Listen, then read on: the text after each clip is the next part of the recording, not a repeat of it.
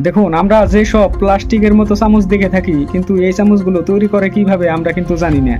আজ বুঝতে পারলাম অনেকগুলো মহিষের শিং দিয়ে কিভাবে এই চামচগুলো তৈরি করে। আসলেতে এই ভিডিওতে অনেক কিছু শিক্ষণীয় আছে। আসুন আমরা ধৈর্য সহকারে ভিডিওটি সম্পূর্ণ দেখি, মহিষের শিং দিয়ে কিভাবে এই চামচগুলো তৈরি করা হয়। দেখুন, প্রথমে অনেকগুলো মহিষের শিং জড়ো করে নিল।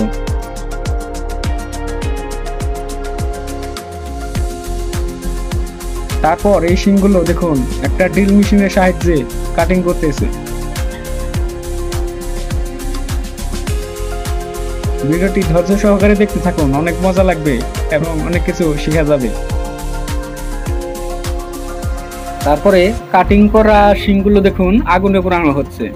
আর আগুনে পোড়ানোর কারণ হলো শিংগুলো অনেক বাঁকা তেরা থাকে, আগুনে হিট পেলে অল্প নরম হবে আর এগুলো সোজা করে আরাম পাবে। আর এগুলো সোজা করার জন্য দেখুন একটা মেশিনের তলে কিছু কাঠের টুকরা রেখে উপর থেকে চাপ দিল আর শিংগুলো সোজা হয়ে গেল। তারপরে দেখতে থাকুন কি করে এটাকে।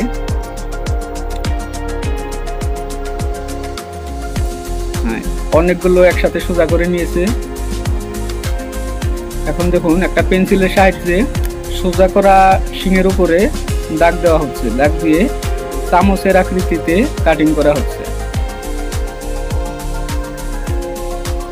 আকৃতিটা পুরোই এসে গেছে, কিন্তু এখন চামচ তৈরি করা শুধু বাকি আছে। আবার দেখুন আগুনে হিট দিয়ে এখন কি করে আসুন দেখে নেই। উপরে একটা কাঠের টুকরা রেখে আর একটা মেশিনের সাহায্যে চাপ দিতেছে।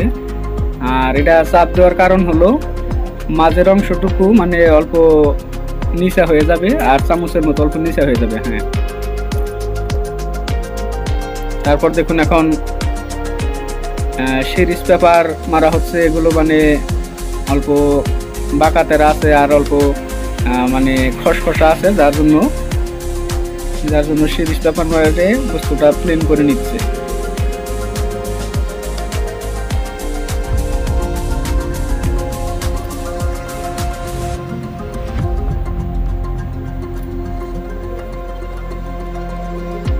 সিরিজ পেপারটা অলরেডি মারা হয়ে গেছে। এখন কিন্তু এটা কোনো সিরিজ পেপার না, এখন এটা মানে উপরে আর একটা মেশিন কিংবা রাবার জাতীয় বস্তু সিরিজ পেপারের মতো এটা মারতেছে, মানে বস্তুটা চকচকা হবে, আয়নার মতো ঝকঝক করবে।